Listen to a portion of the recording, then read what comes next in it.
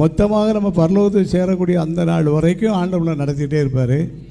இப்படி நடத்தினா என்ன செய்யணும் அப்படின்னு சொன்னால், ஜீவ வசனத்தை பிடித்து கொள்ளுங்கள். அதனால தான் நம்ம எல்லார் கையிலையும் ஆண்டவர் என்ன வசனம் கொடுத்துருக்காரு? எச்சரிப்பு வாக்குத்தத்தங்கள் ஜீவ வசனமாக கொடுத்துருக்காரு. இதெல்லாம் ஆண்டவர் நம்ம மேலே வச்சிருக்கிற பெரிய கிருபை. வாக்குத்தத்தங்கள் தான் பொதுவாக நமக்கு கொடுப்பாங்க. ஆனால் எச்சரிப்பு வசனத்தை நம்ம அதெல்லாம் எப்படி இருக்குமோன்னு சொல்லி அந்த வசனத்தை நான் யோசிக்க வேண்டியிருக்கு.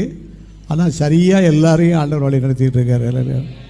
இந்த ஜீவ வசனத்தை பிடித்து கொண்டு சுடர்களைப் போல பிரகாசிக்கிற நீங்கள் அந்த வசனத்தை விட்டுறக்கூடாது.